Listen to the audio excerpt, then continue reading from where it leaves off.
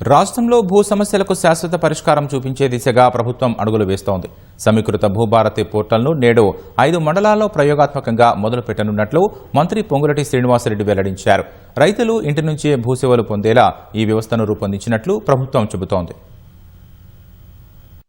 భూ వివాదాలకు శాశ్వత పరిష్కారం చూపాలన్న లక్ష్యంతో సీఎం రేవంత్ రెడ్డి ఆలోచనల మేరకు ప్రభుత్వం రెవెన్యూ శాఖ సంస్కరణలకు శ్రీకారం చుట్టింది. ఇందులో ల్యాండ్, సర్వే, రిజిస్ట్రేషన్ విభాగాల్ని ఒకే గొడుగు కిందకు తీసుకొస్తూ ఇంటిగ్రేటెడ్ భూభారతి పోర్టల్ను సిద్ధం చేసింది. ఇవాళ్టి నుంచి ఖమ్మం జిల్లా కూసుమంచి, భద్రాద్రి కొత్తగూడెం జిల్లా అశ్వారావుపేట, రంగారెడ్డి జిల్లా ఆమనగల్, సంగారెడ్డి జిల్లా వట్పల్లి, నారాయణపేట జిల్లా కోస్గి మండలాల్లో ఈ పోర్టల్ను ప్రయోగాత్మకంగా అమలు చేయనున్నారు. పైలట్ ప్రాజెక్టుల్లో వచ్చే ఫలితాల ఆధారంగా మార్పులు చేసి భవిష్యత్తులో రాష్ట్ర వ్యాప్తంగా విస్తరించాలనే యోచనలో ప్రభుత్వం ఉంది. ఇప్పటి వరకు భూసేవల కోసం మీ సేవా కేంద్రాలు, సర్వే అధికారుల చుట్టూ తిరగాల్సిన పరిస్థితి ఉండగా ఇప్పుడు రైతులు తమ ఇంటి నుంచే స్మార్ట్ ఫోన్ ద్వారా అన్ని సేవలు పొందే అవకాశం కల్పించారు.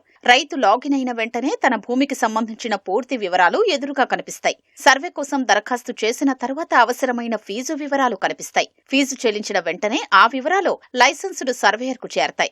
2 రోజుల్లో పొరుగు రైతులకు నోటీసులు జారీ చేసి 7 రోజుల్లో సర్వే తేదీ నిర్ణయించి రోవర్ సాంకేతికతతో సర్వే పూర్తి చేస్తారు.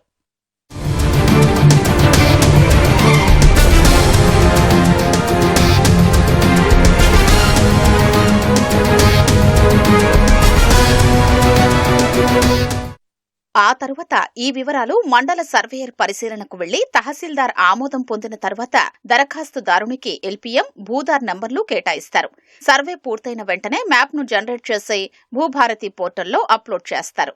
ఈ మొత్తం ప్రక్రియలో ప్రతి దశలో పౌరుల రిజిస్టర్డ్ మొబైల్ నంబర్కు ఎస్ఎంఎస్ అలర్ట్స్ వస్తాయి. అలాగే రిజిస్ట్రేషన్ సమయంలో సర్వే మ్యాప్ను తప్పనిసరిగా జత చేసే విధానాన్ని ఈ 5 మండలాల్లో అమలు చేస్తున్నారు. పాత సర్వే పరికరాలకు స్వస్తి చెప్పి ఆధునిక రోవర్ సాంకేతికతను వినియోగించడం ద్వారా వేగవంతమైన, ఖచ్చితమైన సర్వేలు నిర్వహించనున్నట్లు మంత్రి తెలిపారు. భూ సమస్యలు రైతు జీవితంలో కొరకరాని కొయ్యలా మారిన నేపథ్యంలో ఇంటిగ్రేటెడ్ భూభారతి పోర్టల్ ద్వారా పారదర్శక వ్యవస్థను తీసుకొస్తూ రెవెన్యూ వ్యవస్థలో చారిత్రాత్మక మార్పునకు నాంది పలుకుతున్నట్లు మంత్రి పొంగులేటి శ్రీనివాసరెడ్డి తెలిపారు.